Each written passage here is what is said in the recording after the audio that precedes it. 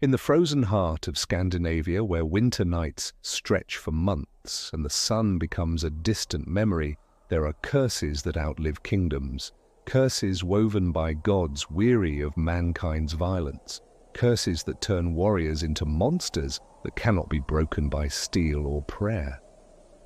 This is a story about the last Berserker, about a village that showed him mercy, and about the god of thunder who came too late to save them. The village of Björnstad sat in a sheltered valley between two mountains. 43 souls called it home, farmers, hunters, simple people who kept to the old ways and asked little of the gods. They survived because they were careful. They knew the dangers of the long dark, wolves, starvation, madness. The winter could kill you in 100 different ways if you weren't vigilant. But some dangers cannot be predicted. It was the blacksmith's daughter Sigrid who found him. She'd ventured out at dawn to check the trap lines, the rising sun painting the snow pink and gold after 3 weeks of darkness. That's when she saw the blood. A dark trail leading from the forest toward the village. She followed it, hand on her knife, until she found him collapsed in a snowdrift. A man, barely alive, wearing a bearskin cloak that seemed to pulse with its own heat. Sigrid called for help. They brought him to the longhouse, where the elders examined him as he shivered, drifting in and out of consciousness. He was young, a warrior by his build, his body a canvas of scars, old and new. Some looked like claw marks, others like burns, but it was his eyes that unsettled them most. When he finally woke, his eyes were yellow, not quite human, not quite wolf. An old woman named Astrid recognized what he was immediately. A berserker. One of Odin's chosen warriors, men who wore animal skins and fought with the fury of beasts, feeling no pain, knowing no fear. She warned the others to be cautious. But winter makes people desperate for company, for hope, for the belief that not everything in the dark means them harm. The man gave them his name, Eric. He spoke softly, telling them trolls had attacked his hunting party. He was the only survivor. He thanked them for their kindness and offered to work for his keep once he regained his strength. The village leader, Gunnar, agreed. They had food enough, room enough, and the gods smiled on those who showed mercy. This was their first mistake. Eric healed quickly. Too quickly. Within a week, he was chopping wood, his strength seemingly limitless. He made himself useful, and the village began to relax. The children were fascinated by his bearskin cloak, and he told them stories of battles and adventures. He seemed gentle, grateful, human. But every night he would disappear into the small shed they had given him and bar the door from the inside. Sigrid asked him why once. He smiled, but it didn't reach those yellow eyes. Some habits are hard to break, he told her.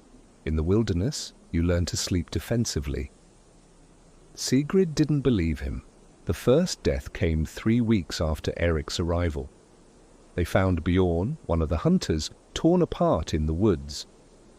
Gunnar organized a hunting party, assuming wolves or a bear. But Astrid knew better. She had seen wounds like this before, during the wars. This was not an animal attack. This was pure, mindless rage. She went to Eric's shed and peered through a gap in the wood. Eric sat in the corner, hugging his knees, the bearskin beside him seeming to breathe on its own. She knocked softly. Eric's head snapped up, and for a moment his face was elongated, bestial. Then he blinked, and he was human again. He opened the door. Astrid asked him directly if he was responsible for Bjorn's death. Eric's face crumbled. He confessed he didn't know. Every full moon he would black out and wake up covered in blood that wasn't his. It started 5 years ago after Odin himself gave him the bearskin. A gift, the All-Father had called it. But it was a curse. Eric begged Astrid not to tell. He would leave, disappear into the wilderness. But Astrid, old and tired, made a choice that would doom them all. She told him to stay, to try to control it. Perhaps they could find a solution before the next full moon. This was their second mistake. Eric tried to leave anyway that night, but Sigrid found him at the village boundary. She was young, idealistic, and she believed in redemption. She convinced him to stay, promising she would help him find a way. Desperate for hope, Eric agreed. This was their third mistake. The second death came 12 days later. The blacksmith, Sigrid's father, was found broken against his own forge. Then the third death, and the fourth. A child, little Rolf, was found with his throat torn out. The village erupted into paranoia and fear. Through it all, Eric grew more gaunt, more hollow-eyed, staring at the bare skin with pure hatred. The full moon was still weeks away. It wasn't the lunar cycle triggering the transformations. It was something worse. On the night of the fifth death, Astrid finally understood. Studying old texts, she found the saga of Odin's judgment. The All-Father, weary of humanity's violence, had created the Berserker curse as a test. The skin granted incredible strength, but it hungered. It needed to kill constantly. If the warrior went too long without feeding it violence, it would take control. The only way to break the curse was for the Berserker to kill someone pure of heart, someone whose death would break the warrior's soul completely. But Odin, in his cruelty, had made it a trap. Anyone pure of heart would show the Berserker mercy, and in doing so, would become the skin's next target. Astrid trembled. She understood now why Eric had tried to leave. The village had good people, but they were flawed. All except one.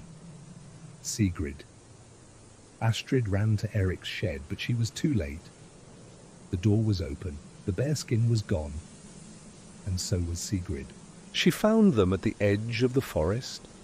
Eric was on his knees, fully transformed, more bear than man. The skin fused to his body. Sigrid stood before him, unarmed, tears streaming down her face. She was trying to calm him, to reach the man beneath the beast. She had figured it out too, and she had made her choice. If her death would free him, she would die willingly. The beast roared in anguish, fighting the transformation, but the skin was stronger. It lunged. That's when the thunder came. Lightning struck the earth, and when the light faded, Thor stood there, Mjolnir in hand. He had sensed the dark magic and come as quickly as he could, but even gods can arrive too late. He saw the beast, saw Sigrid, saw the bodies in the village. He understood what his father, Odin, had done, and his face twisted with rage. Thor raised his hammer to end it, but through the fur and fangs, Eric spoke. He begged Thor not to kill him, not because he wanted to live, but because he knew Sigrid would sacrifice herself to stop it. If she died, the curse would break, but he could not bear that weight. He would rather remain cursed forever than purchase his freedom with her life. Thor lowered his hammer. He could not break a curse made by the All-Father, but he could contain it. He used his lightning to forge chains from the heart of a star, unbreakable, eternal. He bound Eric with them, locking the transformation in place. The Berserker would remain part man, part beast, forever caught between forms. He would keep his mind, but he would also keep the hunger. Thor gave him a choice: live with the chains or a merciful end. Eric looked at Sigrid. She took his clawed hand in hers, and he chose to live. The village of Björnstad never recovered. Most survivors left, but Sigrid stayed. And Eric stayed with her, bound in starlight chains, helping rebuild what the curse had destroyed. Travelers through those mountains sometimes report seeing a strange figure at the forest's edge, tall and hunched, wrapped in glowing chains, standing guard. The last berserker, a reminder that some curses cannot be broken, only endured. And if the wind is right, you can hear him howling at the moon, not in rage, but in sorrow, for the man he was, for the monster he became, and for the mercy he didn't deserve, but received anyway.